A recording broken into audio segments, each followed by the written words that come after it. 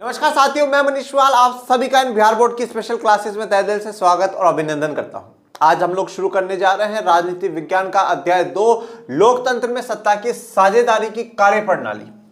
ये चैप्टर क्या है, इसका अर्थ क्या है, ये पूरा भी हम लोग समझेंगे। और अभी हमारी जो क्लासेस चल रही हैं वो बिहार बोर्ड के लिए स्पेशली है, क्योंकि बिहार बोर्ड का सामाजिक विज्ञान का काफ़ी जो कोर्स है वो बिल्कुल सेपरेट है, बिल्कुल अलग है, एनसीईआरटी से काफ़ी अलग है। तो उसी कोर्स को हम लोग बिल्कुल अलग से सेपरेट कर रहे हैं और आज हमारा इसका क्या है, लेक्चर नंबर 1 है। आइए शुरुआत करते हैं आज के इस चैप्टर की। और सबसे पहले तो यही जानते हैं कि इस चैप्टर में हम लोग क्या क्या पढ़ेंगे। हम सबसे पहले जो आज का ही हमारा लेक्चर होगा उसमें हम इंट्रोडक्शन पढ़ेंगे, चैप्टर क्या है क्या नहीं उसके बारे में। फिर संघीय व्यवस्था का गठन, आज आपको यह भी समझ में आ जाएगा संघीय व्यवस्था क्या होती है। भारत में संघवाद का विकास हुआ तो वो कैसे हुआ, संघवाद क्या है वो समझेंगे। संघीय व्यवस्था का कार्यान्वयन है ये भी पढ़ेंगे। भारत में विकेंद्रीकरण पढ़ेंगे और बिहार के संदर्भ में हम लोग पंचायती राज की व्यवस्था की चर्चा करेंगे। अगर अब आप इस चैप्टर को देखेंगे, जैसे मैंने आपको कहा था कि जो चैप्टर 1 है हमारा, जो बिहार बोर्ड का चैप्टर 1 है, उसमें अगर आप एनसीईआरटी से मैच करेंगे तो आपको देखने को मिलेगा कुछ पार्ट चैप्टर 1 का है, ओके, फिर कुछ पार्ट आपको चैप्टर 3 का देखने को मिला और कुछ पार्ट आपको चैप्टर 4 का, ओके। अब जो बिहार बोर्ड का चैप्टर 2 है इसमें क्या है, इसमें कुछ पार्ट है चैप्टर 1 का, ओके, ऑलमोस्ट पूरा चैप्टर है चैप्टर 2 का और कुछ पोर्शन है चैप्टर 5 का, ओके। इस प्रकार से कुछ डिजाइन बिहार बोर्ड का सिलेबस करा गया है। तो आज अगर हम लोग चर्चा करें और मैं कहूं कि नहीं मैं एनसीईआरटी में से कुछ पढ़ा रहा हूं, तो मैं चैप्टर 1, चैप्टर 2 और चैप्टर 5 की मैं चर्चा करूंगा। तो इसलिए अगर आपने अभी तक जो लाइव क्लासेस हमारी एप्लीकेशन पर हुई हैं तो वो क्लासेस भी अगर देखिए तो ऐसा बात नहीं है कि आपको 0% ही आया होगा, आपको काफी कुछ समझ में भी आ गया होगा, क्योंकि काफी कुछ जो है वो सिमिलर हमारा यहां से है। और अगर लाइव क्लासेस की मैं चर्चा करूं तो चैप्टर 1 और चैप्टर जो 2 है वो मेरे कंप्लीट हो चुके हैं वहां पे पॉलिटी के।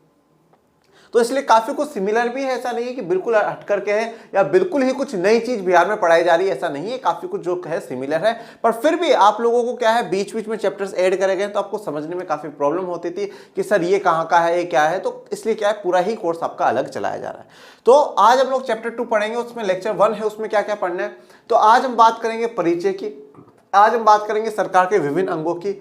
सरकार के विभिन्न अंग भी कहते हैं और हम इसको शासन के विभिन्न अंग भी कहते हैं, और फिर सरकार के विभिन्न स्तर, इन पर चर्चा करेंगे। आइए शुरुआत करते हैं आज के लेक्चर की। देखिए लास्ट चैप्टर में आप लोगों ने ये पढ़ा कि एक देश में, एक समाज में अलग अलग प्रकार की जो है विविधता आपको देखने को मिलती है। क्या देखने को मिलती है? विविधता, आपको विविधताएं देखने को मिलती है। इन विविधताओं से क्या हुआ कि जन्म हुआ विभाजन का। क्या हुआ? विभाजन का हुआ। और जब विभाजन हुआ तो भेदभाव की स्थिति उत्पन्न हुई। वे विविधता, डाइवर्सिटी आई, विभाजन हुआ, भेदभाव होना शुरू हुआ। अब इन विविधताओं को सही रखने का 2 ही तरीके हैं, ठीक है, इन विविधताओं के 2 ही तरीके। और ऐसी बात नहीं है कि विविधता सिर्फ और सिर्फ भारत के समाज में है या विविधता सिर्फ और सिर्फ अमेरिका के समाज में है। विविधता आपको दुनिया के सभी समाजों में, चाहे कम स्तर पे चाहे ज्यादा स्तर पे, भारत में जाति व्यवस्था जितनी कठोर है शायद उतनी व्यवस्था पूरी दुनिया में आपको कोई कठोर नहीं देखने को मिलेगी। परंतु जो विभाजन है, विभाजन आपको पूरी दुनिया में चाहे किसी भी आधार पर हो, रंग के आधार पर, भाषा के आधार पर, जाति के आधार पर, धर्म के आधार पर, लिंग के आधार पर, किन्हीं भी आधार पर हो, पर आपको विभाजन, आपको डिस्क्रिमिनेशन, डिवीजन जो है वो देखने को मिलेगा। क्यों? क्योंकि हमारे पास क्या है, विविधता है, डाइवर्सिटी है। और ये जो डाइवर्सिटीज है ये समय के साथ पनपी है। ऐसा नहीं है कि कल मैंने बैठ करके सोचा कल से ऐसा कर दिया जाएगा, ये विभाजित कर दिया जाएगा, ऐसा नहीं। मैंने आपको क्या समझाया था, जब वर्ण व्यवस्था बनी थी तो वो वर्ण व्यवस्था क्रम आधारित थी, पर समय के साथ उसको क्या कर दिया गया, जन्म आधारित कर दिया गया। तो वो एक लंबे प्रक्रिया, एक लंबे प्रोसेस के बाद आज हमें इतनी डाइवर्सिटीज या वेराइटीज या विविधताएं हम लोगों को देखने को मिलती है। अब देश 2 ही रास्ते अपनाते हैं, या तो एक तो क्या होता है कि विविधताओं को खत्म कर दिया जाता है। विविधताओं को खत्म करने का मतलब क्या है, जैसे कि 2 समूह हैं एक्स और वाई, ये एक्स ज्यादा शक्तिशाली है, ये एक्स का ज्यादा वर्चस्व है, चाहे संख्या के आधार पर मान लीजिए और चाहे आर्थिक स्थिति के आधार पर मान लीजिए। तो ये एक्स क्या करेगा, वाई को खत्म कर देगा, मतलब वाई को वहां से हटाई देगा, भगा देगा, मार देगा और कर देगा, या तो भगा देगा, मार देगा, खत्म कर देगा, नहीं तो एक तरीका और अपनाता है। वो तरीका क्या है कि ये एक्स बोलेगा वाई को कि भाई आपको क्या करना होगा, आपको हमारे अधीन रहना होगा, जैसा हम लोग चाहते हैं वैसा ही आपको करना होगा। ठीक है, जैसा कि हम लोग श्रीलंका में बहुसंख्यकवाद को देखते हैं। तो एक तरीके से या तो विविधताओं को क्या कर दिया जाता है, खत्म कर दिया जाता है। पर भारत जैसे जो देश है जो उदारवादी होते हैं, ठीक है, जो सबका कल्याण चाहते हैं, ऐसे देश कभी भी विविधताओं को खत्म करना नहीं चाहते। ये विविधताओं को अपनी ताकत, अपनी शक्ति समझते हैं। डाइवर्सिटी को ये अपनी पावर समझते हैं, अपनी ताकत समझते हैं। इसलिए ये क्या करते हैं, विविधताओं को साथ लेकर चलने की कोशिश करते हैं, विविधताओं को एक साथ लेकर चलने की कोशिश करते हैं। और अब साथ लेकर चलने के लिए क्या होगा, हमें सबकी सुननी भी होगी, हमें सभी समुदाय, सभी वर्गों की क्या होगी, सुननी होगी। और सुनने के बाद हमें उन्हें क्या करना होगा, भागीदारी देनी होगी। हमें उन्हें क्या करना होगा, भागीदारी देनी होगी। और जो ये भागीदारी देनी कहां पर है, ये भागीदारी देनी है सत्ता में। तो इसीलिए हम लोग क्या पढ़ेंगे कि सत्ता में साझेदारी, सत्ता में किस प्रकार से आपको साझेदारी करनी है, पार्टनरशिप जो है सत्ता में वो किस प्रकार से करनी है, या जो पावर है उसको किस प्रकार से बांटना है, शेयर करना है, वो हम लोगों को पढ़ना है। तो ये विविधताओं को क्या करा जाता है कि विविधताओं को जो देश, जो राष्ट्र अपनी शक्ति समझता है, अपनी ताकत समझता है, वो सभी समुदायों की, वर्गों की सबकी सुनता भी है, उनको भागीदारी भी देता है। और सभी समुदायों, सभी वर्गों को जो भागीदारी दी जा रही है उसी को हम लोग क्या कह रहे हैं, सत्ता में साझेदारी कह रहे हैं। अब सत्ता में साझेदारी देने के अलग अलग तरीके होते हैं, अलग अलग प्रकार होते हैं। ठीक है, अलग अलग प्रकारों का अर्थ क्या है, जैसा कि जब आप लोग स्कूल जाना होता है, ओके, जब आपको स्कूल जाना होता है तो आप सभी का जो डेस्टिनेशन है वो क्या है, स्कूल है। ओके, कोई विद्यार्थी साइकिल से पहुंचता है, कोई मोटरसाइकिल से, कोई स्कूटी से, कोई स्कूल वैन आएगी, कोई स्कूल बस आएगी, किसी का टेम्पो आएगा, किसी का जो पब्लिक बसेस है वो आती है, किसी के पेरेंट्स छोड़ने आते हैं, और किसी के कोई पास में स्कूल है तो दौड़ करके भग करके आ जाते हैं। सबका लक्ष्य स्कूल है, सबको स्कूल पहुंचना है। तरीके, रास्ते अलग अलग हो सकते हैं। उसी प्रकार से हर राष्ट्र कोशिश ये करता है कि हम क्या करें, सत्ता में साझेदारी करें, पावर शेयरिंग करें, क्योंकि ये पावर शेयरिंग ही क्या है, एकमात्र रास्ता है जो देश में शांति स्थापित कर सकता है। एकमात्र रास्ता है देश में शांति स्थापित कर सकता है। जैसे मैंने लास्ट चैप्टर में आपको ये बात बताई थी कि अगर सरकारें दलितों और पिछड़ों के अधिकारों पर ध्यान नहीं देती, अगर सरकारें दलितों और पिछड़ों की बातों को नहीं सुनती, तो शायद एक बहुत उग्र आंदोलन हमें देश में देखने को मिलता, हमें देश में शांति नहीं देखने को मिलती। तो शांति का सबसे बेहतरीन जो रास्ता है वो क्या है, सत्ता में साझेदारी। तो हर देश चाहता है कि अशांति से बचा जाए। जैसे बेल्जियम ने भी शांति के लिए क्या करा, अपने संविधान में 4 बार संशोधन करा, सबको जोड़ लिया। तो सभी देश अपने लिए शांति चाहते हैं। तो हर कंट्री का जो टारगेट है वो क्या है, पावर शेयरिंग है। हर कंट्री का जो टारगेट है वो सत्ता में साझेदारी। अब सत्ता में साझेदारी करने के 4 तरीके होते हैं, मतलब 4 रास्ते होते हैं, आप वहां से पहुंच सकते हैं। डन। अब वो 4 रास्ते कौन से, सबसे पहला, शासन के विभिन्न अंग। शासन के विभिन्न अंगों में हमने सत्ता को, पावर को क्या कर दिया है, बांट दिया है। शासन के विभिन्न अंगों में क्या क्या आएगी, शासन के विभिन्न अंगों में आएगी विधायिका, शासन के विभिन्न अंगों में आएगी कार्यपालिका, शासन के विभिन्न अंगों में आएगी न्यायपालिका। ये 3 हम पढ़ते हैं शासन के विभिन्न अंगों में। और उसके बाद जो दूसरा है वो है सरकार के विभिन्न स्तर। सरकार के विभिन्न स्तर। अब ये विभिन्न स्तर कौन कौन से हैं, विभिन्न स्तरों में हम बात करेंगे केंद्र सरकार की, हम बात करेंगे राज्य सरकार की, और हम बात करेंगे स्थानीय शासन पे, ग्राम पंचायत, नगर निगम की। ओके, तो हम लोगों को क्या करना है, हम लोगों को इसको बिल्कुल समझना है। ठीक है, तो ये स्थानीय स्तर पर है। तो शासन के विभिन्न अंगों से आप कर सकते हैं, सरकार के विभिन्न स्तरों से आप कर सकते हैं। और इसके अलावा आप अलग अलग सामाजिक समूह के द्वारा भी कर सकते हैं। आपने बहुत सी बार देखा होगा कि सामाजिक समूह ये मांग करते हैं, वो मांग करते हैं। और सबसे जो कॉमन रास्ता होता है वो होता है राजनीतिक दलों के द्वारा। किनके द्वारा, राजनीतिक दलों के द्वारा। ठीक है, पर आपकी किताब में पहले इन 2 की चर्चा कर रखी है, फिर लास्ट में इन 2 की चर्चा कर रखी है। ठीक है, तो समझाना मुझे तो आपको चारों ही, मैं आपको चारों बिल्कुल डिटेल में आपको समझाऊंगा। तो विविधताओं को साथ लेकर चलने के लिए हमें सत्ता की साझेदारी सबसे बेस्ट ऑप्शन है, सबसे बढ़िया तरीका है। और उसको करने के क्या है, 4 तरीके हैं, 4 माध्यम है। काफी लंबे समय तक ये चीज सोची गई, ये माना गया कि पावर एक के हाथ में होनी चाहिए। जैसा कि हम लोग देखते आए, हमारे राजा महाराजाओं के पास राजा सिर्फ और सिर्फ सारी की सारी शक्तियां, सारी की सारी ताकत लेकर के बैठ जाता था, जैसा वो चाहता था वैसा ही होता था। तो काफी समय तक एक ये विचार रहा कि हमें सत्ता को, पावर को बांटना नहीं चाहिए। कुछ पावर प्रधानमंत्री के पास है, कुछ मुख्यमंत्रियों को दे दी, कुछ नीचे पार्षद है उनको दे दी। ये जो है ये बोला गलत सिस्टम है, बेकार सिस्टम। पर समय के साथ हमें क्या महसूस हुआ कि सत्ता में साझेदारी करना ही बेस्ट सिस्टम होगा। हमें जो पावर है वो किसी एक व्यक्ति के हाथ में नहीं देनी चाहिए। अगर आज सारे के सारे पावर मुझे दे दी जाएगी तो मैं खुद को क्या समझ लूंगा, भगवान समझ लूंगा, और मैं क्या करूंगा, उस पावर का मिसयूज करूंगा।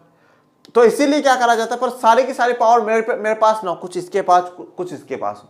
तो अब जैसे मैं कुछ गलत करूंगा तो ये दोनों रोक देंगे, ये गलत करेगा तो हम दोनों रोक देंगे, और ये गलत करेगा तो हम दोनों रोक देंगे। कुछ ऐसी व्यवस्थाएं आपको इनमें देखने को मिलेगी। तो ये इस चैप्टर का इंट्रोडक्शन है।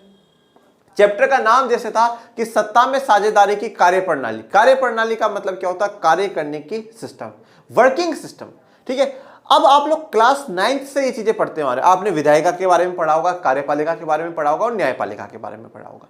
तो कार्यप्रणाली या वर्किंग सिस्टम क्या है, ये वर्किंग इंस्टीट्यूशंस है जो काम कर रहे हैं। सत्ता में जो साझेदारी हो रही है उसका वर्किंग इंस्टीट्यूशन है, वो लोग काम कर रहे हैं। तो वो 3 इंस्टीट्यूशन, जो 3 संस्थाएं, वो मुख्यतः ये हैं, विधायिका, कार्यपालिका और न्यायपालिका। ये आप लोग क्लास 9th से बच्चों पढ़ते हुए आ रहे हैं। अब मुझे नहीं पता आपको याद है या नहीं है। तो चलिए आइए शुरुआत करते हैं आज के चैप्टर की। लंबे समय से यह मान्यता चली आ रही थी कि राजनीतिक सत्ता का बंटवारा नहीं हो सकता। तो काफी समय से काफी लोगों का यही मानना था कि राजनीतिक जो सत्ता है उसका क्या है, बंटवारा नहीं होना चाहिए। वो राजनीतिक सत्ता का जो बंटवारा है वो बंटवारा गलत है। अब बंटवारा होने का मतलब क्या है कि आप अलग अलग को पावर बांट रहे हैं। आप विधायिका को पावर दे रहे हैं, आप कार्यपालिका को पावर दे रहे हैं, आप न्यायपालिका को पावर दे रहे हैं, आप केंद्र सरकार को, राज्य सरकारों को पावर दे रहे हैं, आप अलग अलग सामाजिक समूहों को पावर दे रहे हैं। तो वो पावर गलत है। शासन की शक्ति किसी एक व्यक्ति या व्यक्ति समूह के हाथों में रहनी चाहिए। ठीक है, तो जो शासन की शक्ति है, शासन मतलब देश को चलाना। ठीक है, किस प्रकार से वो चलेगा, वो उसकी जो सारी की सारी शक्ति है। और शक्ति का मतलब क्या है, शासन की शक्ति का मतलब आप जो सत्ता है, जो पावर है, और ये यहां पे पावर या सत्ता कौन सी है कि डिसीजन लेने वाली, निर्णय करने वाली, कि हमारे देश में क्या होगा क्या नहीं होगा, मेरे राज्य में क्या होगा क्या नहीं होगा, इसका डिसीजन लेने वाली जो पावर है, उस पावर की बात करी जा रही है। तो पहले के समय में ये मान्यता चली आ रही थी कि ये जो पावर है, डिसीजन लेने की पावर है देश के लिए, राज्य के लिए, या तो किसी एक व्यक्ति के हाथ में हो, जैसा कि हम लोग देखा करते थे राजाओं के हाथ में हुआ करती थी, या व्यक्ति समूह के हाथ में हो। तो कभी कभार कुछ राजा क्या करते थे, पूरा ग्रुप बना लिया करते थे और वो ग्रुप के हाथों में होती थी। तो राजा या कुछ व्यक्तियों के समूह के हाथ में हो, सबके पास वो पावर नहीं पहुंचनी चाहिए, सब तक वो सत्ता नहीं पहुंचनी चाहिए, नहीं तो काम बिगड़ जाएगा। अगर शासन की शक्तियों का बंटवारा होता है तो निर्णय की शक्ति भी बिखर जाती है। देखिए, अब यहां पर एक बात को समझिएगा। पहला मैं इधर कहता हूं कि हम पहले के हिसाब से मानते हैं और यहां आज के हिसाब से मानते हैं। ओके, अभी यहां पर जो बात बोली वही समझा रहा हूं। मैं पूरा 100% श्योर हूं कि जो आज की व्यवस्था है वो बेहतरीन है, उसमें कोई डाउट नहीं मुझे, और आपको भी नहीं होना चाहिए।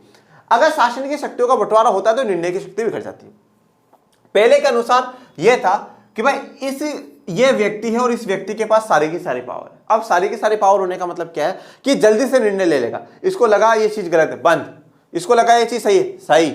इसको लगा ये चीज गलत है, कैंसिल कैंसिल कैंसिल। ठीक है, इसको लगा हाँ हाँ हाँ। तो सारी की सारी पावर क्या है, इसके पास है। तो ये जल्दी भी निर्णय हो रहे हैं, इसके जो निर्णय है, इसके जो डिसीजन है वो क्या हो रहे हैं, फास्ट हो रहे हैं। तो ये व्यक्ति क्या कर लेगा, निर्णय जल्दी ले लेगा। और अगर यही शक्ति, यही पावर क्या हो जाएगी, बट जाती है। ठीक है, अगर यही पावर बढ़ जाती है कि भाई कुछ निर्णय इसके पास, कुछ डिसीजन इसको लेने होंगे और कुछ डिसीजन इसको लेने होंगे, तो क्या होगा कि जो निर्णय की शक्ति है, जो पावर है डिसीजन लेने की, वो बिखर जाएगी। इसके पास चली जाएगी, इसके पास चली जाएगी और इसके पास चली जाएगी। तो इससे क्या हुआ, एक तो निर्णय यहां पर तो जल्दी आ रहे थे, पर यहां पर निर्णय लेट आएंगे, धीरे। पहले इससे पूछेंगे, फिर इससे पूछेंगे, फिर इससे पूछेंगे, फिर तीनों को एग्री होगा तो डिसीजन आएगा। ओके, फिर निर्णय तय होगा। तो यहां पर इनका यह कहना है कि अगर शासन की शक्तियों का बंटवारा होगा तो निर्णय की जो शक्ति है, जो पावर ऑफ डिसीजन है, वो भी क्या हो जाएगी, बिखर जाएगी और टूट जाएगी। और फिर उससे क्या होगा, ऐसी स्थिति में निर्णय लेना एवं उसे लागू करना असंभव हो जाएगा। तो ऐसे में क्या होगा, निर्णय डिसीजन लेना और उसे लागू करना, उसे देश में अमल करना क्या हो जाएगा, असंभव हो जाएगा। तो इनका पहले की मान्यताओं के अनुसार अगर हम लोग देखें तो वो लोग क्या कह रहे हैं कि एक व्यक्ति के हाथ में, एक व्यक्ति के हाथ में ही पावर हो, एक व्यक्ति के हाथ में सारी की सारी सत्ता हो, तो वो ज्यादा बेहतर है, वो ज्यादा बढ़िया है। अगर इसको हम लोग बांट देंगे तो क्या हो जाएगा, जो निर्णय की शक्ति है वो भी बिखर जाएगी, और उसके बिखरने से देश के लिए कोई निर्णय लेना और उसको देश में लागू करना क्या हो जाएगा, असंभव हो जाएगा। परंतु जो आज की व्यवस्था है वो इस व्यवस्थाओं के बिल्कुल विपरीत है। आज एक व्यक्ति के हाथ में डिसीजन नहीं है, काफी लोगों के हाथ में। आज एक ऑर्गेनाइजेशन, एक संस्था के हाथ में नहीं है, काफी संस्थाओं के हाथ में है। आज जो व्यवस्थाएं चल रही है उन व्यवस्थाओं के बारे में तो ये पूरा चैप्टर है ही, हम इसको आगे पढ़ते रहेंगे। लेकिन लोकतंत्र ने सत्ता विभाजन को अपना मूल आधार बनाकर इस मान्यता का खंडन कर दिया। देखिए मान्यताएं क्या होती है, मान्यताएं होती है मानना कि भाई मैं ये बात मानता हूं, ठीक है भाई मैं इस बात को मानता हूं, ऐसा होता है, ये होता है, ये होता है। एक मान्यताएं होती है ना कि हाँ मैं ऐसा मानता हूं, ये होता है। अब मैं मानता हूं जरूरी नहीं आप भी माने, या जो मैं मानता हूं वो सही है ऐसा भी नहीं है, या आप जो मानते हैं वो सही है ऐसा भी नहीं। कभी भी हम सोच रहे हैं, हम कर रहे हैं वो सारा सही नहीं होता। और जब हम ये सोचने लग जाए कि नहीं जो मैं सोचता हूं वही सही है, तो फिर जो कट्टरता वाले भाव है ना वो भाव आ जाते हैं, ठीक है। फिर हम कट्टर हो जाते हैं, चाहे फिर वो अपनी जाति के आधार पर, धर्म के आधार पर, हम अपने विचारों के आधार पर, ठीक है, हम अपने विचारों के आधार पर। अगर आप किसी भी चीज को लेकर के दूसरों के विचार सुनना ही पसंद नहीं कर रहे हैं, अगर आप दूसरे के विचारों को समझने की कोशिश ही नहीं कर रहे हैं, तो फिर तो आप बाय बाय। ओके, तो क्या हुआ कि पहले ये मान्यता थी कि एक व्यक्ति के हाथ में होना चाहिए, पर लोकतंत्र ने सत्ता विभाजन को अपना मूल आधार माना। लोकतंत्र क्या था, लास्ट चैप्टर में बताया आप लोगों को, जनता की व्यवस्था, जनता की सिस्टम है। और जब जनता की बात करते हैं तो अंतिम पायदान पे जो व्यक्ति खड़ा है वो भी जनता में, और उसको भी क्या है कि सरकार क्या निर्णय ले रही है क्या नहीं ले रही है उसको बराबर अधिकार है, ठीक है। सरकार क्या कर रही है क्या नहीं कर रही है उसको जानने का बराबर अधिकार है। सरकार ने जो करा है वो सही करा है गलत करा उसको बोलने का अधिकार है। तो लोकतंत्र क्या कहता है, लोकतंत्र सिर्फ इतना नहीं बोलता कि वोट कर और चुप हो जाए, ठीक है, अब वोट डाल दिया बस चुप, अब कुछ ही नहीं बोलना है, 5 साल तक चुप रहो, ऐसा बिल्कुल भी नहीं। ये लोकतंत्र की खासियत है कि आप बार बार में सरकारों को चेता सकते हैं कि आप हमारे अनुसार क्या करें, काम करें। तो लोकतंत्र ने क्या सत्ता विभाजन को अपना मूल आधार माना, बेसिक माना कि इसके बिना तो लोकतंत्र बेकार ही है, और इस जो मान्यता जो पहले चली आ रही थी उसको खंडन कर दिया, मना कर दिया उसके लिए। लोकतंत्र में जनता सारी शक्तियों का स्रोत एवं उपभोग करने वाली होती है। तो लोकतंत्र में क्या है, जनता सारी शक्तियों का स्रोत है, जनता सारी शक्तियों का स्रोत एवं उपभोग करने वाली होती है। मतलब लोकतंत्र में क्या है, जो जनता है वही सारी शक्तियों का स्रोत, मतलब सरकार को सारी की सारी जो पावर मिल रही है वो कहां से मिल रही है, जनता से मिल रही है। मतलब सबसे द मोस्ट पावरफुल कुछ है तो वो जनता है, पब्लिक है। पब्लिक से ही सारी शक्तियां आ रही हैं, पब्लिक से ही सारी शक्तियां बनती जा रही हैं, सारी शक्तियां बनती जा रही हैं। जैसे कि हम कहते हैं कि भाई हम मान लीजिए कोई एक फैमिली है और उस फैमिली में 10 भाई बहन है, वो 10 भाई बहन किसकी संतान है, वो माता पिता की संतान है। तो मतलब वो कहां से आए, वो माता पिता से ही तो आए हैं, सबके सब आए तो माता पिता से। तो उसी प्रकार से जो सारी की सारी शक्तियां जो मिली हैं वो सारी की सारी शक्तियां कहां से मिली, जनता से मिली है। और यही लोकतंत्र कहता है। लोकतंत्र में जनता ही सारी शक्तियों का स्रोत है, सोर्स जो है पावर का वो जनता है, और जो पावर है उनका उपभोग करने वाला, उनका इस्तेमाल करने वाला भी कौन है, जनता है। मतलब क्या है कि जो सरकार है उस सरकार को सारी की सारी पावर कहां से मिलेगी, जनता से मिलेगी। कहां से मिलेगी, जनता से मिलेगी। और सरकार ये जो भी काम करेगी इसके फायदे किसको मिलेंगे, जनता को मिलेंगे। मतलब आपको शक्ति भी मैं ही दे रहा हूं और शक्ति का से आप जो काम करेंगे उस काम का फायदा भी मैं ही ले रहा हूं। लोक शासन की संस्थाओं के माध्यम से अपना शासन चलाते हैं। तो जनता डायरेक्ट रूल नहीं कर रही है, जनता प्रत्यक्ष जाकर के, भाई ऐसा नहीं है कल को कोई कानून आए और उसमें पूछा जाए, पूरे 130 करोड़ लोगों से पूछा जाए हाँ भाई हाँ करें या ना करें, ना ना ना ना हाँ हाँ हाँ, ऐसा नहीं। तो लोक स्वशासन जो जनता के स्वशासन की जो संस्था है उनके माध्यम से ये जनता क्या करती है, शासन करती है। सार्वजनिक फैसलों में सबकी भागीदारी होती है। लोकतंत्र में समाज के विभिन्न समूहों एवं विचारों को उचित सम्मान दिया जाता है। लोकतंत्र कैसे विभिन्न सामाजिक समूहों को सन्निहित करता है। देखिए अब सार्वजनिक फैसले, जो भी कोई पब्लिक फैसला होगा जो सबको प्रभावित कर रहा है, उन फैसलों में सबकी भागीदारी होगी। सबकी भागीदारी होने का मतलब क्या है, जैसे मान लीजिए सरकार कोई फैसला लेकर के आती है, अब अगर उस फैसले का विरोध होता है और होता है तो क्या होगा, सरकार थोड़ा सा कमजोर हो जाएगी, नहीं यार विरोध कर रहे हैं लोग, इसको फैसला शायद अपन ने गलत ले लिया, तो सबकी भागीदारी सरकार देखती है। लोकतंत्र में समाज के विभिन्न समूह होते हैं, अलग अलग समूह हम लोग देख रहे हैं जाति धर्म के आधार पे, और उन विभिन्न समूहों को, सभी के विचारों को क्या करा जाता है, उचित सम्मान दिया जाता है, बराबर की रेस्पेक्ट दी जाती है। जैसे कि मैं आपको बताता हूं, समाज के विभिन्न समूहों को क्या है, उचित सम्मान। तो देखिए, आप कभी भी जितने भी राजनीतिक दल है या पॉलिटिकल पार्टीज हैं या बड़े बड़े नेता हैं या बड़े पदों पर, जो संवैधानिक पदों पर बैठे हैं, वो लोग कभी भी किसी समुदाय के लिए गलत नहीं बोलेंगे। कोशिश यही होती है, और जो बोलते हैं वो हमारी नजरों में नेता है नहीं, ठीक है, वो असामाजिक तत्व हैं, ठीक है, जो कि गलत सोशल एलिमेंट्स है हमारे समाज के, तो वो नहीं बोलते। वो सभी समूहों की इज्जत करेंगे, सभी जातियों की, सभी धर्मों की, सभी की इज्जत करते हैं, ठीक है, विभिन्न समूहों का उचित, और उनके विचारों को भी उचित सम्मान देंगे। अब आज अगर सिख समुदाय वाले अपने गुरुओं को पूछते हैं तो वो गुरुओं को पूजेंगे, ठीक है, ओके। अगर स्वर्ण समुदाय के लोग कोई एक अपना किसी को आदर्श मानते हैं तो वो उनकी भी इज्जत करेंगे, और दलित समुदाय, पिछड़ी जाति के लोग अपना किसी को आदर्श मानते हैं तो वो उनकी भी इज्जत करेंगे, ठीक है। दलित समुदाय के कुछ विचार हैं, उन विचारों को भी माना जाएगा, स्वर्ण समुदाय के जो विचार हैं उन विचारों को भी माना जाएगा। तो सबको क्या है, उचित सम्मान दिया जाता है। विभिन्न सामाजिक समूहों को सन्निहित करता है, मतलब पूरा एक जोड़ करके रखता है। कौन? लोकतंत्र।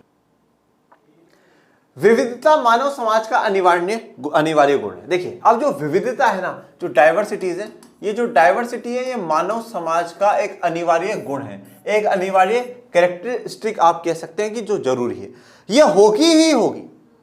विविधताएं आपको मानव समाज में देखने को मिलेगी। ये विविधताएं चाहे संस्कृति के आधार पर हो, चाहे सामाजिक आधार पर हो, और चाहे वैचारिक आधार पर। भाई, आप कितना भी यूनाइट करने की कोशिश करिए, पर विचार तो कहीं ना कहीं अलग होंगे, और विचारों से ही फिर धीरे धीरे क्या होता है, सब कुछ शुरुआत हो जाता है। और जैसा मैंने कहा कि मैं मानता हूं कि मेरे विचार सर्वश्रेष्ठ है, ओके, और उसके विचार गलत है, तो यहां पर भी क्या हो गया, विभाजन हो गया। शुरुआत कहां से हुई? विचारों से हुई। तो आप सबके विचार तो एक नहीं कर सकते ना। जैसा कि मैं मानता हूं, मैं अपने जीवन में ये चीज मानता हूं कि हम सबकी सोच नहीं बदल सकते, और जिनकी नहीं बदल सकती, नहीं, मत बदलो ना, मत बोलो, उनको जवाब दो ही मत। वो जैसा बोलते हैं हम बोले ठीक है, मस्त रहो। जिनकी सोच नहीं बदल सकती, उनके हम नहीं बदल सकते। तो यहां पर विचारों के आधार पर भी क्या आ गया, डिफरेंस आ गया, विविधता आ गई। तो विविधताएं तो मानव समाज में होगी, और ये उसका एक अनिवार्य गुण है, एक अनिवार्य कैरेक्टरिस्टिक है। मानवीय सभ्यता के दीर्घकालीन विकास की प्रक्रिया में अनगिनत तत्वों के प्रभाव की परिणति रंग, जाति, धर्म पर आधारित विभिन्न मानव समूहों के निर्माण में होती है। देखिए, अभी जो मानवीय सभ्यता है, ठीक है, जो हमारी पूरी सभ्यता है मानव की, इसकी शुरुआत कहीं ना कहीं से तो हुई होगी, और इसकी जो समय है ये दीर्घकालीन हो चुका है। लंबे समय से ये क्या है, मानव सभ्यता चली आ रही है, और इसका जो विकास की जो प्रक्रिया है उसमें अनगिनत तत्व, अलग अलग चीजें, अलग अलग फैक्टर्स हुए, और अलग अलग फैक्टर्स के कारण, अलग अलग चीजों के कारण क्या हुआ, जातियां बनी, धर्म बने, और फिर उन आधारों पर विभिन्न मानव समूहों का क्या हुआ, निर्माण होने लगा। ओके, मतलब आप सोचिए, जब सबसे पहले जो मानव रहे होंगे, जैसे हम लोग कहते हैं आदि मानव, हाँ, अब आदि मानव कोई भेदभाव थोड़ी करता, अरे तू तो उस जाति का उधर, उधर उधर, अरे तू तो उस धर्म का मानता, उधर नहीं करते होंगे ना, वो नहीं करते थे। फिर आप जैसे जैसे जैसे जैसे समय में आगे बढ़ेंगे, जातियां आई, फिर धर्म आए, फिर ऐसा हुआ, फिर ये हुआ, फिर वो हुआ। तो मतलब मानव सभ्यता के दीर्घकालीन विकास की प्रक्रिया है, एक लंबी प्रक्रिया है, और इस प्रक्रिया के दौरान में काफी ऐसी चीजें हुई, काफी ऐसे तत्व आए, ऐसे फैक्टर्स आए, जिनके कारण हमें जाति, धर्म, रंग, लिंग आपको देखने को मिले। ओके, जैसा कि हम बात करते हैं कि ब्राह्मण क्षत्रिय वैश्य शूद्र जो बना, वो एक क्रम आधारित था कि हाँ भाई, ये होना चाहिए व्यवस्था, कि समाज को पढ़ाने के लिए कोई होना चाहिए, देश को सुरक्षित करने के लिए कोई होना चाहिए, व्यापार करने के लिए होना चाहिए, और बाकी के जो काम है वो करने के लिए होना चाहिए, ठीक था। पर वो जब जन्म आधारित हो गया तो वो क्या हो गया, गलत हो गया। जब फिर हिंदू धर्म में गलत होने लगा या भेदभाव होने लगा, तो फिर जैन धर्म, बौद्ध धर्म की शुरुआत हुई। तो ऐसा नहीं है ना, मैंने क्या कहा है कि कोई भी ऐसा नहीं जो आज हो रहा है वो बस आज ही उसका चीज है, उसका इतिहास से काफी लिंक होता है। तो एक लंबी प्रक्रिया के बाद हुआ है, तो अलग अलग फिर उससे क्या हुआ, अलग अलग जो मानव समूह है उनका निर्माण होने लगा। इन विभिन्न मानव समूह के विचारों, हितों, आकांक्षाओं और मान्यताओं में अंतर होता है। देखिए, अभी जो अलग अलग मानव समूह है, चाहे वो जाति के आधार पर हो, चाहे वो धर्म के आधार पर हो, चाहे वो लिंग के आधार पर हो, रंग के आधार पर हो, किसी भी आधार पर, इनके विचार क्या होंगे, अलग अलग होंगे।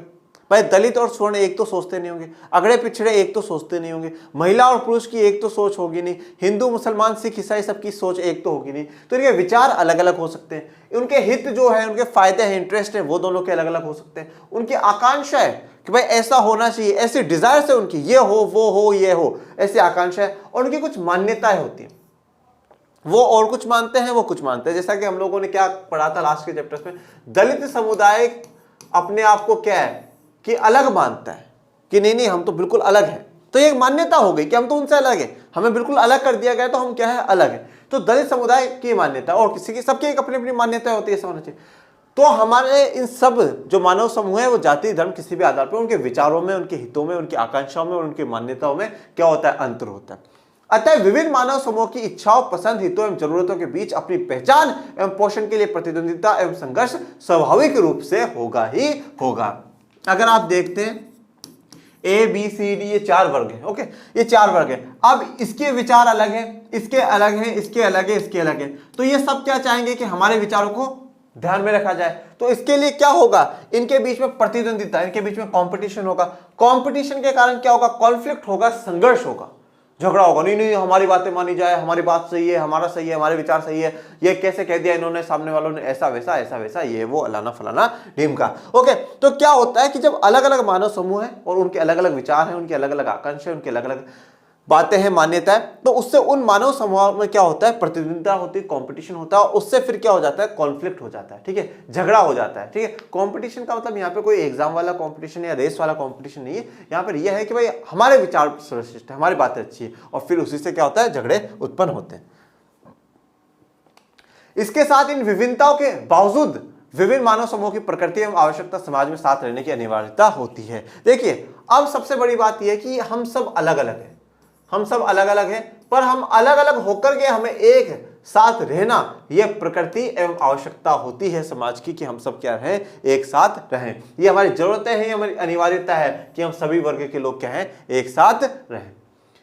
अतः ऐसे संघर्ष को सुलझाने के लिए, इस प्रतिस्पर्धा को सहयोग में बदलने के लिए विशेष कार्य प्रणाली की आवश्यकता महसूस की जाती है। देखिए, अब क्या होता है, मैंने आपको 2 ही तरीके बताए, विविधताओं को लेकर के 2 तरीके बताए।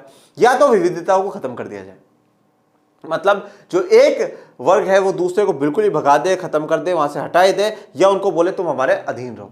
और दूसरा होता है कि उनको साथ लेकर चलना। तो हम लोग क्या चाहते हैं, हम इन सबको साथ लेकर के चलना चाहते हैं। हम इन्हें समझते हैं कि हम सब मिलकर के रहें, ये एक अनिवार्य है, ये जरूरी है। तो अब ये जो संघर्ष हो रहा था, ठीक है, संघर्ष क्यों हो रहा था, ध्यान दीजिएगा, संघर्ष हो रहा था विचारों के कारण, कि मेरे विचार अलग हैं, तुम्हारे विचार अलग हैं, हम दोनों के बीच में प्रतिद्वंदिता आई, और प्रतिद्वंदिता से क्या हुआ, संघर्ष शुरुआत हुई। ये संघर्ष हुआ, अब उस संघर्ष को सुलझाना भी पड़ेगा, सॉर्ट आउट भी करना पड़ेगा। सुलझाने के लिए क्या है, जो प्रतिस्पर्धा है, जो कंपटीशन चल रहा था, उसको सहयोग में बदलने के लिए, सहयोग में बदलने के लिए क्या है, एक हमें विशेष कार्य प्रणाली के, एक विशेष वर्किंग सिस्टम की आवश्यकता महसूस होती है, जरूरत होती है। ये कार्य प्रणाली है सत्ता में साझेदारी की कार्य प्रणाली, सबकी सहमति की प्रणाली। देखिए, अब यहां तक आपको सब सारी बात समझ में आ गई होगी। अब आपको यह बात देखिए कि हमें सत्ता में साझेदारी की कार्य प्रणाली की आवश्यकता है, तो है क्यों। ओके, है तो है क्यों। अब सब कुछ बुक में लिखा हुआ है, सब कुछ ये चीजें बुक की लिखी हुई, बस जरूरत है आपको अच्छे से इनको समझने की, और समझने के लिए आप पढ़िए इनको। तो सत्ता में साझेदारी की कार्य प्रणाली, अब हमारे क्या है, अलग अलग मानव समूह है, अलग अलग समाज है, इन लोगों के बीच में प्रतिद्वंदिता है या प्रतिस्पर्धा है, और उससे फिर क्या होता है, संघर्ष उत्पन्न होता है। और अब इस संघर्ष को सुलझाने के लिए, इस संघर्ष को सहयोग में बदलने के लिए, देखिए कितनी ट्रिकी लाइन है, कितनी अच्छा लग रहा है, कैची लाइन है। संघर्ष को सहयोग में बदलने के लिए हमें एक विशेष कार्य प्रणाली की आवश्यकता होगी। किसकी आवश्यकता होगी, विशेष कार्य प्रणाली की आवश्यकता होगी। और ये विशेष कार्य प्रणाली कौन सी कार्य प्रणाली है, सत्ता में साझेदारी की कार्य प्रणाली। इसका अर्थ क्या है, सत्ता में साझेदारी की कार्य प्रणाली, सबकी सहमति की प्रणाली, सब सहमत हो जाए, सब हाँ हो जाए। ठीक है, ये वर्ग भी खुश, ये भी खुश, ये भी खुश, ये भी खुश, और ये भी खुश, सबकी सहमति की क्या है, वो कार्य प्रणाली होती है। अगर इन विभिन्न मानव समूह के बीच प्रतिस्पर्धा एवं संघर्ष को शक्ति एवं हिंसा के बल पर सुलझाने की कोशिश करते हैं, तो जिस समूह के पास ताकत होगी वह दूसरे समूह को दबा देंगे। मैंने आपको 2 तरीके बताए, तो ये तो कौन सा था, दूसरा तरीका। ठीक है, कि भाई हम सबको साथ लेकर के चले, और साथ लेकर के चलने के लिए क्या है, सत्ता में साझेदारी की कार्य प्रणाली करनी होगी। और अगर जो पहला वाला तरीका मैंने आपको बताया वो क्या था, कि अगर इन मानव समूह को हम शक्ति, मतलब हमारी ताकत, हिंसा, लड़ाई झगड़ा, इसके बदौलत में, इसके बल पर अगर हम इनको सुलझाने की कोशिश करेंगे, तो क्या होगा, जो एक वर्ग जो ताकतवर है, जो एक वर्ग ताकतवर है, वो क्या कर देगा, कमजोर को मार देगा, कमजोर को दबा देगा, या उस पर राज करना शुरू कर देगा। उसकी इच्छाओं एवं हितों का सम्मान नहीं करेगा। सत्ता में साझेदारी की कार्यप्रणाली में क्या होगा, सभी हितों का, सभी का क्या हो रहा है, सम्मान हो रहा है, उनको उचित सम्मान दिया जा रहा है, परंतु ऐसी व्यवस्थाओं में सम्मान नहीं होगा। ठीक है, सिर्फ और सिर्फ, जैसा कि आप श्रीलंका का उदाहरण ले लीजिए, सिन्हाला समुदाय क्या था, ताकतवर था, संख्या में ज्यादा था, उन्होंने तमिलों को दबा दिया, उनका आवाज को दबा दिया गया, उनकी किसी भी बात को नहीं सुना गया, किसी भी मुद्दे को सम्मान नहीं दिया गया, उनको वैल्यू नहीं दी गई। कमजोर समूह को शक्तिशाली समूह की बात माननी होगी, जैसा कि सिन्हाला की बात किसने मानी, तमिलों ने मानी, लेकिन इससे उनमें असंतोष एवं आक्रोश पैदा हो जाता है। ठीक है, तो असंतोष और आक्रोश पैदा हो गई कि भाई हमारी बात नहीं मानी जा रही है, हमारे साथ अन्याय हो रहा है, भेदभाव हो रहा है, तो इसीलिए तो क्या हुआ, श्रीलंका में गृह युद्ध छिड़ गया। हमेशा एक बात ध्यान रखिएगा, जैसे स्प्रिंग होती है ना, स्प्रिंग को आप जितना दबाते जाएंगे दबा दीजिए, पर जिस दिन वो स्प्रिंग उठ करके आएगी ना, वो आपको चोट देगी। ओके, तो शोषण करने वाले ये बात हमेशा ध्यान रखें कि अगर शोषण हो रहा है, जब तक वो सह रहा है ना, वो वर्ग, चाहे वो कोई भी हो, चाहे वो भारत में दलित पिछड़े हों, चाहे महिलाएं हों, चाहे धार्मिक अल्पसंख्यक हो, या पूरी दुनिया में कोई भाषा के आधार पर हो, रंग के आधार पर हो, कोई भी हो, अगर वो सह रहा है जब तक तो ठीक है, पर जिस दिन उनकी अवेकनिंग होगी, जिस दिन उनमें जागरूकता आएगी, जिस दिन वो उठेंगे ना, तब फिर वो थोड़ा सा उन बहुसंख्यक या उन मजबूत समुदायों के लिए क्या है, एक समस्या बन सकते हैं। ठीक है, तो यहां पर क्या है कि असंतोष, आक्रोश हुआ, गुस्सा तो था ही, क्या रहे हमारे अधिकारों को दबा रहे हैं, फिर क्या हुआ, गृह युद्ध की स्थिति पे पहुंच जाते हैं। विभिन्न समूहों को साथ रखने के लिए एक ऐसी राजनीतिक व्यवस्था या कार्यप्रणाली की जरूरत होती है। तो अब हमें क्या जरूरत है कि हम विभिन्न समूहों को, अलग अलग समूहों को हम क्या है, उनको सबको एक साथ रखें।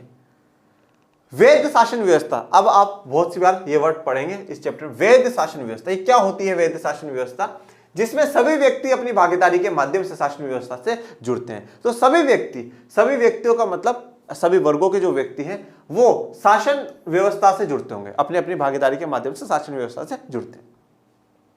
लोकतांत्रिक शासन व्यवस्था ही एकमात्र ऐसे शासन व्यवस्था है जिसमें ताकत सभी के हाथों में होती है, सभी को राजनीतिक शक्तियों में हिस्सेदारी या साझेदारी करने की व्यवस्था की जाती है। देखिए, आप लोगों ने क्लास 9th में पढ़ा होगा लोकतंत्र के बारे में, लोकतंत्र क्यों अच्छा है, लोकतंत्र में क्या अच्छाइयां हैं, क्या बुराइयां हैं, ये आप लोगों ने पढ़ा होगा।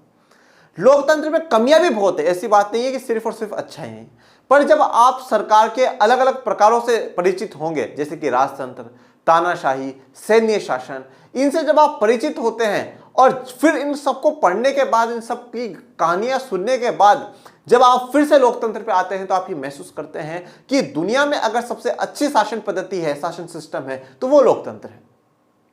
तो इसलिए कहा जाता है कि लोकतंत्र में हजारों कमियां हो, ठीक है, पर दूसरे शासन व्यवस्थाओं की तुलना में वो कमियां बहुत कम है। सबसे बेहतर जो व्यवस्था है वो लोकतंत्र है, सबसे बेहतरीन जो व्यवस्था है वो लोकतांत्रिक शासन व्यवस्था है।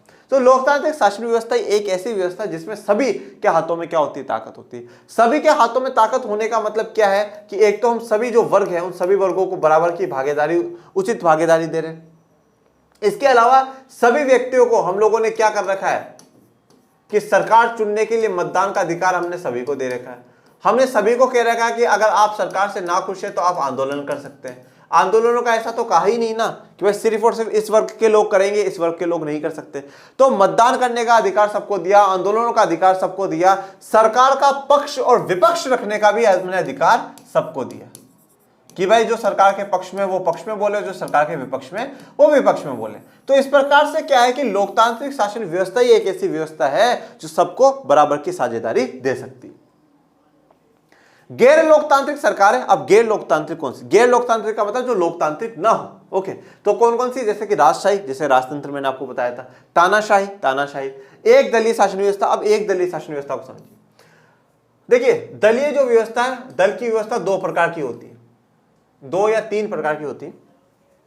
दल का मतलब यहां पे क्या होता है? दल का मतलब है पार्टी या ग्रुप। जैसे हमारे यहाँ पे राजनीतिक दल है, वैसे दल की बात हो रही। तो पॉलिटिकल पार्टीज या राजनीतिक दल। अब तीन प्रकार की होती है। एक जहां पर सिर्फ और सिर्फ एक ही दल हो,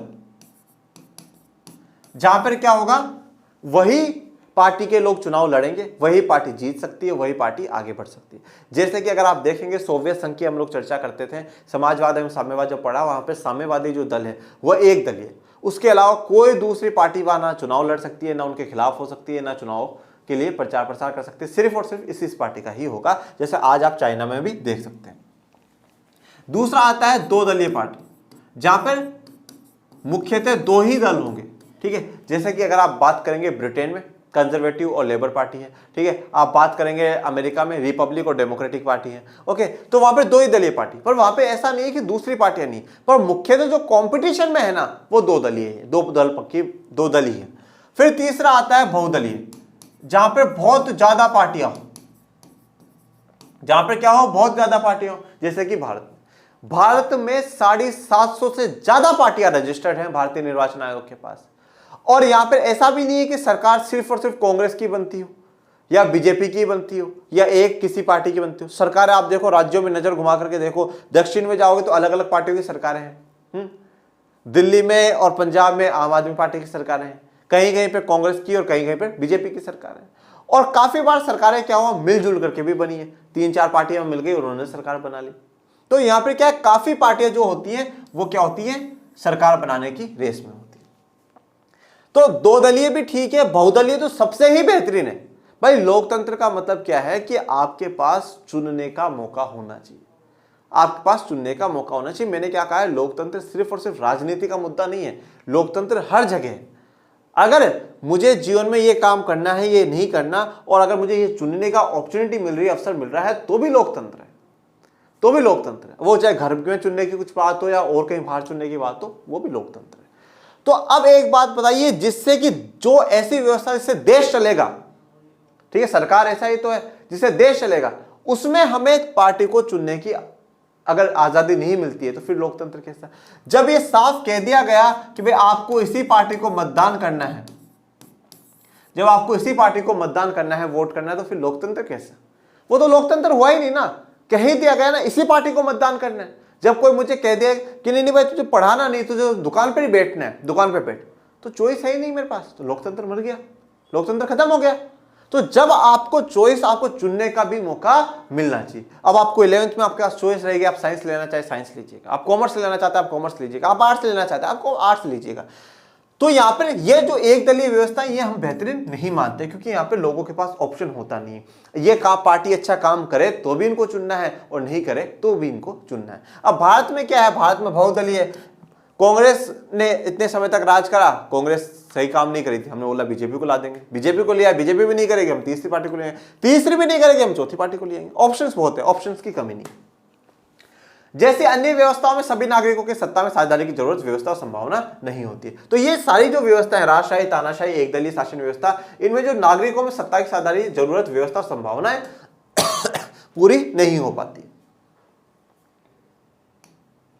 गैर लोकतांत्रिक व्यवस्थाएं आमतौर पर अपनी अंदरूनी सामाजिक समूहों और उनमें व्याप्त विभिन्नताओं, अंतरों, मतभेदों की या तो उपेक्षा करती है या उन्हें दबा देती है, जबकि लोकतांत्रिक व्यवस्था अपने अंदर की विभिन्न समूह के बीच प्रतिद्वंदिताओं एवं सामाजिक विभाजनों को संभालने की प्रक्रिया विकसित कर लेती है। अब देखिए, दोनों में अंतर देखिएगा, गैर लोकतांत्रिक व्यवस्थाओं में और लोकतांत्रिक व्यवस्थाओं, दोनों में अंतर देखिए। गैर लोकतांत्रिक व्यवस्था क्या कर रही है, जो अपने यहाँ पे विविधताएं या लोगों के बीच में जो मतभेद है, विचार अलग अलग है, या तो उनकी क्या कर रही है, उपेक्षा कर रही है, मतलब इग्नोर, जैसे सिनाला ने तमिलों की करा, या उनको क्या कर दिया जाएगा, दबा दिया जाएगा, खत्म कर दिया जाएगा। पर लोकतांत्रिक व्यवस्था क्या कर रही है कि जो यहां पर हमारे विविधता है और उनके बीच में जो प्रतिद्वंदिता है, संघर्ष जो हो रहा है, उसको संभालने के लिए क्या है, एक प्रक्रिया विकसित करती है, एक प्रोसेस बनाती है कि हम कैसे इनको सही कर सकते हैं या कैसे सबको साथ लेकर के चल सकते हैं। और वही क्या है, सत्ता में साझेदारी की कार्यप्रणाली, जिससे इन टकराव के विस्फोटक रूप लेने की आशंका क्षीण हो जाती है। तो जो ये टकराव होने की आशंका है कि भाई नहीं ये दोनों लड़ पड़ेंगे, घरेलू युद्ध हो जाएगा, बहुत बुरी स्थिति हो जाएगी, तो उन टकराव का जो विस्फोटक रूप हमें देखने को मिले, वो आशंका है, वो उम्मीदें बिल्कुल क्षीण हो जाती है, मतलब बिल्कुल कम हो जाती है, बिल्कुल ना के बराबर हो जाएगी। कोई भी समाज अपने में व्याप्त विविधताओं और विभिन्नताओं को स्थायी तौर पर खत्म नहीं कर सकता है, पर इन अंतरों, विविधों और विविधताओं का आदर करने के लिए उन्हें सत्ता में साझेदारी बनाकर समाज में सहयोग, सामंजस्य एवं स्थायित्व का सर्जन किया जा सकता है। देखिए, अब जो विविधता है, मैंने आपको क्या कहा, बन गई समय के साथ, समय जैसा जैसे आगे बढ़ता गया, बनती गई। मैंने क्या कहा, आदि मानव के समय में तो कोई जाति का आधार का नहीं होगा, कोई धर्म का नहीं होगा, तो समय समय जैसे जैसे समय की रिक्वायरमेंट्स हुई वैसे वैसे बन गई। काफी बार आपने ऐसा सुना भी होगा, लोग आपको कहते होंगे यार बदल गया तू, या किसी को कहते होंगे बदल गया यार तू। तो कभी कभार इंसान खुद भी नहीं बदलता है, उसको समय बदल देता है। अगर जिन जिन व्यक्तियों से वो मिला और उन्हीं व्यक्तियों ने उनके साथ गद्दारी करी, धोखा करा, तो क्या आप उस व्यक्ति से उम्मीद करते हैं कि वो सबके साथ अभी भी भला करेगा? नहीं, वो गलत ही करेगा। वो गलत ही करेगा। वो उसका ऐसा व्यवहार था नहीं, लोगों ने बना दिया। तो वो क्या, जैसे समय के अनुसार हुआ। तो उसी प्रकार से हमारे भी जो विविधताएं या विभिन्नताएं वो समाज के समय के अनुसार बनी है। तो हम इन विभिन्नताओं या विविधताओं को खत्म नहीं कर सकते कि भाई आज से बिल्कुल ही खत्म, आज से सारा का सारा भेदभाव पूरा का पूरा खत्म या ये खत्म, ऐसा नहीं कर सकते हो। उनको क्या है, उनमें सभी अंतरों का, सभी विविधों का, सभी विविधताओं का हमें आदर करना होगा। और इन आदर करने के लिए हमें सत्ता में सबको साझेदारी देनी होगी। और साझेदारी दे करके हम समाज में क्या कर सकते हैं, सहयोग बना कर जा सकते हैं। भाई सभी समाज के वर्ग के लोग हैं, सहयोग बनाए, सामंजस्य, उनमें सब में तालमेल बना रहे। और स्थायित्व, स्थायित्व मतलब फिक्स्ड है कि भाई किस प्रकार की कोई हिंसा हिंसा कुछ भी ना हो, सब कुछ सही से चलता रहे, ऐसी क्रिया का हम लोग सर्जन कर देते हैं। इस कार्य के लिए लोकतांत्रिक व्यवस्थाएं सबसे अच्छी होती हैं। तो इन काम के लिए अगर आपको समाज में सहयोग करना हो, सामंजस्य करना हो या स्थायित्व बिठाना हो, तो उसके लिए सबसे जो बेहतरीन है वो है लोकतांत्रिक व्यवस्था, सबसे बेहतरीन है। क्योंकि आधुनिक लोकतांत्रिक व्यवस्थाओं में सत्ता की साझेदारी के बहुत सारे प्रावधान किए जाते हैं। क्योंकि लोकतांत्रिक व्यवस्थाओं में, जो आधुनिक लोकतांत्रिक व्यवस्था है, उनमें सत्ता की साझेदारी के बहुत सारे प्रावधान किए गए हैं, बहुत सारे। अब ये सत्ता की साझेदारी के कौन कौन से प्रावधान है, जो मैंने आपको स्टार्टिंग में बताया। शासन के विभिन्न अंग, सरकार के विभिन्न स्तर, सामाजिक समूह, राजनीतिक दल, ये ओके। आइए अब देखेंगे कि लोकतंत्र में ये काम कैसे होता है। लोकतंत्र में विभिन्न सामाजिक समूह जैसे भाषाई, धार्मिक एवं अन्य समूह के बीच सत्ता का बंटवारा होता है। तो यहाँ पर कौन सी बात दिखाई गई है, मैंने यहाँ पे आपको लास्ट में 4 बताए हैं। कौन कौन से बताए बच्चों? शासन के विभिन्न अंग, सरकार के विभिन्न स्तर, सामाजिक समूह और राजनीतिक दल। तो यहाँ पर जो भी चर्चा हो रही है वो किसकी हो रही है? सामाजिक समूह की हो रही है। ठीक है, तो इन सभी के बीच में जो अलग अलग समूह है, जो ठीक है, सामाजिक समूहों का मतलब क्या है? जो कि समाज में अलग अलग गुट है, अलग अलग समूह है, अलग अलग ग्रुप्स हैं, वो है। ठीक है, तो मैं क्या कहता हूं कि जो सामाजिक विज्ञान है वो किसके लिए? वो समाज की बात करती है, वो सोसाइटी की बात करती है, सोसाइटी के बारे में पढ़ाती है। तो जो समाज में जो अलग अलग ग्रुप्स हैं, अलग अलग गुट बन चुके हैं, उन गुटों के बारे में, चाहे वो भाषा के आधार पर हो, चाहे वो धर्म के आधार पर हो, या वो और किसी भी आधार पर हो, समूह के बीच सत्ता का बंटवारा होता है। बेल्जियम के सामुदायिक सरकार में फ्रेंच और डच भाषी मंत्रियों की समान संख्या इस बात का उदाहरण है। बेल्जियम में क्या करा गया? सामुदायिक सरकार बनाई गई। वो क्यों बनाई गई? कि इन समुदायों का सत्ता में बंटवारा रहे, सत्ता में उनका अधिकार रहे। और फ्रेंच और डच भाषियों में मंत्रियों की संख्या बराबर, तो इससे क्या हुआ? सरकार में बराबर की भागीदारी बनी रहे। विश्व में बहुत सारे संविधान में सामाजिक रूप से कमजोर समुदाय एवं महिलाओं को विधायिका एवं प्रशासन में हिस्सेदारी देने के लिए विशेष व्यवस्थाएं करी गई हैं। देखिए, विश्व के अगर आप अलग अलग संविधान देखेंगे तो उनमें जो सामाजिक रूप से कमजोर, जैसे भारत में दलित और पिछड़ी जाति के हैं, महिलाएं, वो कमजोर है, उनको विधायिका और प्रशासन में हिस्सेदारी देने के लिए अलग अलग रूप से प्रावधान किया गया। जैसे कि भारत में हमने पढ़ा था लास्ट चैप्टर में आरक्षण, रिजर्वेशन। ठीक है, रिजर्वेशन दिया गया है कि भाई आप लोगों का भी प्रतिनिधित्व बना रहे। आप अमेरिका या बड़े बड़े देशों में देखेंगे तो आरक्षण जैसी एक व्यवस्था है, अफर्मेटिव एक्शन। ठीक है, अफर्मेटिव एक्शन एक बड़ा रूप है और आरक्षण उसका एक पार्ट है, रिजर्वेशन, ठीक है, उसका पार्ट है। तो अफर्मेटिव एक्शन जैसे अश्वेतों के लिए वहां पे काम करेंगे। तो अलग अलग संविधानों में आप देखेंगे कि जो कमजोर समुदाय हैं और महिलाएं, उनके लिए क्या प्रशासन में हिस्सेदारी करी गई। इस चैप्टर में हम लोग ये भी पढ़ेंगे कि जो स्थानीय सरकारें हैं, जैसे कि सरपंच, पार्षद ये बनाए जाते हैं, उनमें भी महिलाओं को क्या करा गया? आरक्षण दिया गया, महिलाओं को रिजर्वेशन दिया गया। कितना? 1/3, 33% महिलाएं चुन करके आनी चाहिए। मतलब ये कहा गया कि अगर 100 पोस्ट है तो 33 क्या हो? कम से कम महिलाएं। हमारा भारतीय संविधान भी इनमें से एक है, जहां महिलाओं की सत्ता में साझेदारी सुनिश्चित करने के लिए बहुत सारे विशेष प्रावधान किए गए। इसी तरह से हमारे संविधान में अल्पसंख्यकों एवं कमजोर समुदाय के लोगों के लिए भी विशेष व्यवस्था करी गई। अल्पसंख्यकों के लिए क्या विशेष व्यवस्था करी गई? इनके लिए भारत का जो संविधान है उसमें आर्टिकल 29 और 30 विशेष रूप से कहा गया है कि भाई आप अपने धर्म को, आप अपनी भाषा को, आप किसी भी आधार पर अगर आप अल्पसंख्यक है तो आप उसे बचा सकते हैं, आप उसका प्रचार प्रसार कर सकते हैं, आपको कोई दिक्कत वाली बात नहीं, आप अपना शैक्षणिक संस्थान खोल सकते हैं। लोकतंत्र में व्यापारी, उद्योगपति, किसान, शिक्षक, औद्योगिक मजदूर जैसे संगठित हित समूह सरकार की विभिन्न समितियों में प्रतिनिधि बनकर सत्ता में भागीदारी करते हैं या अपने हितों के लिए सरकार पर अप्रत्यक्ष रूप से दबाव डालकर उनके फैसलों को प्रभावित कर सत्ता में अप्रत्यक्ष रूप से हिस्सेदारी करते हैं। देखिए, अब आप देश भारत में देख लीजिए, अलग अलग समूह है, व्यापारी भी है, यहाँ पे उद्योगपति भी है, किसान भी है, शिक्षक भी है, औद्योगिक मजदूर भी। ये सब क्या है, या तो जो सरकार की अलग अलग कमिटियां होती हैं, सरकार की अलग अलग समितियां होती हैं, ठीक है। कमिटी समिति मतलब एक छोटा सा ग्रुप है जो वो पहले वो बात कर लेगा, फिर वो डायरेक्ट सरकार को बता देगा। तो काफी क्या है, कोई आपको व्यापारी उस समिति का अध्यक्ष देखने को मिल जाएगा, कभी कोई किसान देखने को मिल जाएगा। तो वो समिति फिर सरकार तक पहुंचा देती है कि भाई देखो हमारी ये समस्या, इस समस्या को सोल्व करें। या कभी कभार क्या होता है कि अप्रत्यक्ष रूप से दबाव डाल करके आप आगे पढ़ेंगे दबाव समूह, जो दबाव समूह है उनके बारे में, या इन्हें हम प्रेशर ग्रुप्स कहते हैं। ये वह सामाजिक समूह है जो कि सरकार पर अपनी मांगे पूरी करने के लिए दबाव डालते हैं, प्रेशर डालते हैं, ठीक है, कि ये करो ये करो ये करो। अब वो प्रेशर कैसे डालेंगे, आंदोलन के जरिए, अपनी बहुत ज्यादा भीड़ का प्रदर्शन करेंगे, शक्ति प्रदर्शन करेंगे कि ऐसा करो, हमारी मांगों को पूरा करो, हमारी मांगों को पूरा करो। फिर सरकार दबाव में आती है, प्रेशर में आती है कि करना पड़ेगा, नहीं तो हम अगली बार जीतेंगे नहीं। तो यहाँ पे क्या होता है, दबाव समूह। या तो अगर ये समितियों में प्रतिनिधि हैं तो ठीक है, नहीं तो ये आंदोलन इनके जरिए सरकार पर दबाव डालेंगे और अपनी जो बातें हैं उनको, उन फैसलों को लागू करवाने की पूरी कोशिश करेंगे।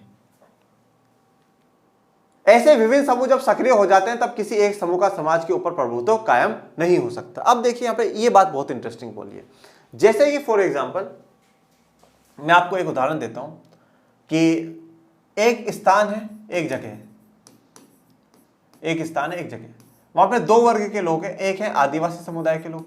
ये आदिवासी समुदाय के लोग कौन होते हैं, जो जंगलों में रहते हैं, बहुत पिछड़े हुए हैं, बहुत बैकवर्ड है, ओके।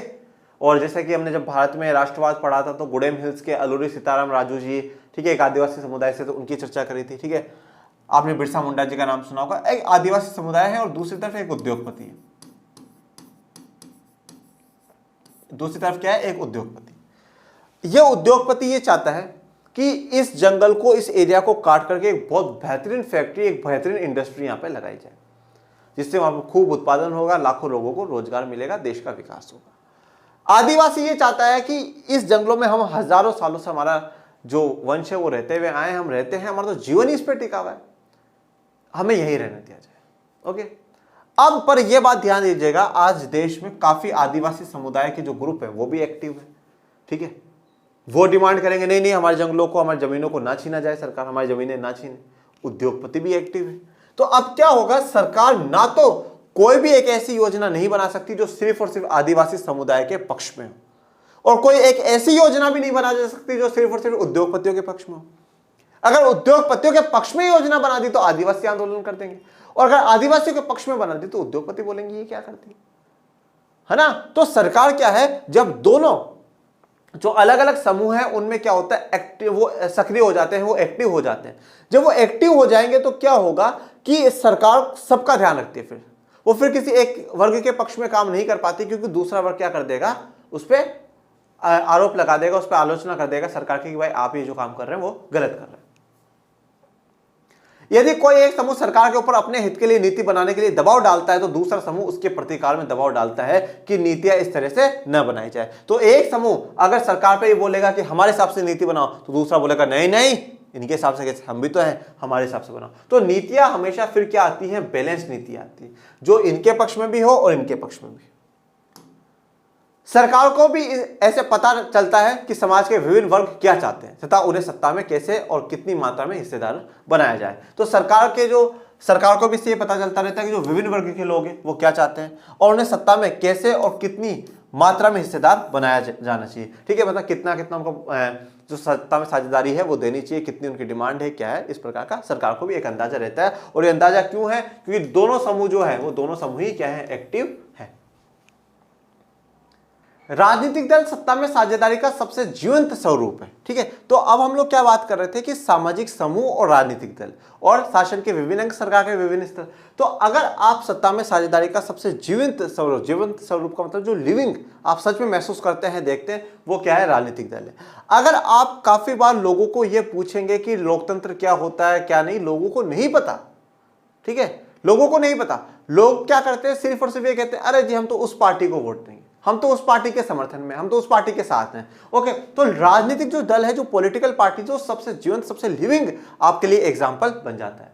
राजनीतिक दल सत्ता के बंटवारे के वाहक से मोल तोल करने वाले सशक्त माध्यम होते हैं। तो अब राजनीतिक दल में क्या है, राजनीतिक दल क्या करते हैं, सभी समूह के बीच में तालमेल बिठा करके चलते हैं कि भाई आप ऐसा, सबके बीच में उनकी डिमांड्स को ध्यान रखते हैं। राजनीतिक दल लोगों के एक ऐसे संगठित समूह है जो चुनाव लड़ने और राजनीतिक सत्ता हासिल करने के उद्देश्य से काम करते हैं। अब अगर आपसे राजनीतिक दल की डेफिनेशन पूछ ली जाए तो कंफ्यूज मत हो जाइएगा, कहां से लिखे क्या लिखे, तो ये लिख देना राजनीतिक दल क्या है, लोगों के ऐसे संगठित समूह है जो यूनाइट हो, संगठित हो, चुनाव लड़ने और फिर चुनाव लड़कर के क्या है, सत्ता हासिल करने का उनका क्या होता है, उद्देश्य होता है, ऑब्जेक्टिव होता है। कोई भी पॉलिटिकल पार्टी ऐसी नहीं होगी जो ये बोले कि चुनाव तो लड़ना चाहते हैं पर हमें इंटरेस्ट नहीं है, सरकार बने या नहीं बने, ऐसा तो कोई नहीं बोलेगा। सब चाहते हैं कि हम चुनाव लड़ी क्यों रो, क्योंकि चाहते हो आप सरकार बनाओ। तो ये राजनीतिक दल। अतः विभिन्न राजनीतिक दल सत्ता प्राप्त करने के लिए प्रतिस्पर्धा के रूप में काम करता है। तो अब जो आप देखिए, आप अलग अलग पॉलिटिकल पार्टी से, जैसे हम मेन तो हम कांग्रेस और बीजेपी को देख लेते हैं, ठीक है, ये दो मेन पॉलिटिकल पार्टीज भारत में। अब ये सत्ता प्राप्त करने के लिए क्या है, बिल्कुल कंपटीशन पे। कभी कांग्रेस बीजेपी पे कुछ कहेगी, बीजेपी ने ऐसा कर दिया, ये कर दिया, वो कर दिया, बीजेपी वाले कांग्रेस को कहेंगे, ठीक है। कभी ये कहेंगे कि नहीं नहीं कांग्रेस क्या है, इस वर्ग के खिलाफ है, वो कहेंगे नहीं नहीं नहीं, ये कहेंगे बीजेपी वाले इस वर्ग के खिलाफ है। तो क्या वो कॉम्पिटिशन सा जो है ना वो पॉलिटिकल पार्टीज में चलता रहता है। और हम लास्ट चैप्टर में पढ़कर क्या है, ये जो पॉलिटिकल पार्टीज होती है, इन पॉलिटिकल पार्टीज ने ही क्या करा है कि राजनीति में दलितों, पिछड़ों, महिलाओं, अल्पसंख्यकों, गरीबों, किसी भी आधार पर जो विभाजन है उसके लोगों को ऊपर उठाया, उनकी बातें उठाई, उनके मुद्दों को उठाया, उनकी आवाजों को उठाया और संसद तक लेकर के गए, उनको अधिकार दिलवाए। उनकी आपसी प्रतिद्वंदिता यह निश्चित करती है कि सत्ता हमेशा किसी एक व्यक्ति या संगठित व्यक्ति समूह के हाथ में ना रहे। तो अब देखिए इनके बीच में जो कंपटीशन है वो एक बात तय कर देता है, वो क्या है कि सत्ता किसी एक व्यक्ति के हाथ में, मतलब एक पर्सन के हाथ में ना रहे, और किसी संगठित व्यक्ति समूह, मतलब ये संगठित व्यक्ति समूह क्या है, क्या है संगठित व्यक्ति समूह, एक राजनीतिक दल, यही तो भी हम लोगों ने पढ़ा। तो किसी एक व्यक्ति के हाथ में या किसी एक संगठित व्यक्ति समूह के हाथ में ना रहे। अगर हम राजनीतिक दलों के इतिहास पर गौर करें तो यह पता चलता है कि सत्ता बारी बारी से अलग अलग विचारधाराओं और समूह वाले राजनीतिक दलों के हाथ में आ जाती है। अब देखिए अलग अलग विचारधाराओं का मतलब क्या, मैंने जैसे पहले भी कह रखा कि मान लीजिए ये कोई ए व्यक्ति है, पार्टी किसी ने भी बनाई, पार्टी कोई ना कोई व्यक्ति तो बना ही रहना, ऑफकोर्स ये बात है। बीजेपी को भी कोई ना कोई फाउंडर होगा, कांग्रेस का भी कोई ना कोई फाउंडर होगा, आम आदमी party, Bahujan Samaj party, Samajwadi party, अभी कोई सी पार्टी उठा के देख लीजिए, देश में दुनिया में सबका कोई ना कोई फाउंडर है। अब जब उनके फाउंडर है तो वो व्यक्ति किसी ना किसी जाति से भी जुड़ा हुआ होगा, किसी ना किसी धर्म से भी जुड़ा हुआ होगा, किसी ना किसी एक बैकग्राउंड से भी जुड़ा हुआ होगा, ठीक है, अमीर, गरीब, शहरी, ग्रामीण, ठीक है, पुरुष, महिला, कुछ ना कुछ, भाई किसी ना किसी वो क्षेत्र से जुड़ा हुआ। तो हो सकता है अब उसका एक तरफ झुकाव हो, एक तरफ ना, तो एक तरफ तो ये हो गया। तो आप इसीलिए देखते हैं कि ये वाली जो पार्टी है वो इनकी पार्टी कहा जाता है ना, क्यों, क्योंकि वो सब कुछ इस व्यक्ति से शुरू होता है। ये व्यक्ति जैसा चाहेगा, अब ये व्यक्ति जैसा चाहेगा वैसे ही व्यक्तियों को नीचे रखेगा, ठीक है, और फिर ये व्यक्ति अपने नीचे भी वैसे ही व्यक्तियों को रखेंगे। तो इससे क्या हो रहा है, बिल्कुल टॉप से लेकर नीचे लेवल तक क्या है, इस पार्टी की बिल्कुल एक पहचान बन जाती है। ये पार्टी क्या है, इन्हीं वर्गों के लिए काम करने वाली पार्टी होती है। अब आप देखो, कभी कांग्रेस की सरकार, कभी भारतीय जनता पार्टी की सरकार, अलग अलग राज्यों में अलग अलग पार्टियों की सरकार। तो ये क्या दर्शाता है कि जो सत्ता है, और सत्ता क्या है, सरकार ही तो है, वो अलग अलग विचारधाराओं में रहती है, विचारधाराओं के पास रहती है, और अलग अलग समूह वाले राजनीतिक दलों के हाथ में आती जाती रहती है। सत्ता की साझेदारी का प्रत्यक्ष रूप तब भी दिखता है जब दो या दो से दलें मिलकर चुनाव लड़ती हैं या सरकार का गठन करती हैं। देखिए आप दो चीजों को समझिएगा, एक होता है मोर्चा, क्या होता है, मोर्चा, ठीक है, जिसे हम लोग बोलते हैं फ्रंट। भारत में आपको तीन फ्रंट या तीन मोर्चे देखने को मिलेंगे, एक है यूपीए, एक है एनडीए और एक है लेफ्ट फ्रंट, या जिसे हम वाम भी बोलते हैं, ठीक है। यूपीए यूनाइटेड प्रोग्रेसिव अलायंस, ठीक है, यूनाइटेड प्रोग्रेसिव अलायंस है। यूपीए क्या है भाई, इसमें सबसे जो बड़ी पार्टी है वो कांग्रेस है, और कांग्रेस से जो मिलती जुलती विचारधारा वाली पार्टी, छोटी छोटी बहुत सी पार्टी, मैंने क्या 750 से ज्यादा पार्टियां। अब अलग अलग एरिया की अलग अलग जो पार्टियां, उन्होंने क्या करा, कांग्रेस से गठबंधन कर लिया, मिल गई। गठबंधन का मतलब क्या है, पार्टनरशिप कर ली, एक तरीके से मिल गई, एक पूरा ग्रुप बना लिया यूपीए। ये चुनाव से पहले की तैयारियां, एक यूपीए बना लिया गया कि हम कभी भी कहीं भी चुनाव लड़ेंगे तो मिलजुल करके लड़ेंगे, आपकी पार्टी हमारा प्रचार कर रही है, हमारी पार्टी आपका प्रचार कर रही है, उस प्रकार से। फिर एनडीए में जो हेड है वो बीजेपी है, तो बीजेपी से जितनी भी जुड़ती मिलती पार्टियां हैं, विचारधारा है, उन्होंने भी क्या कर लिया, ग्रुप बना लिया। और लेफ्ट फ्रंट में है, आप दक्षिण में देखेंगे जो साम्यवादी दल है, कम्युनिस्ट जो पार्टियां हैं वो इसका भाग है। ओके, 3 है। तो ये तो होता है मोर्चा जो कि चुनाव से ऑलमोस्ट पहले बना हुआ है, पहले से ऑलरेडी तैयार है।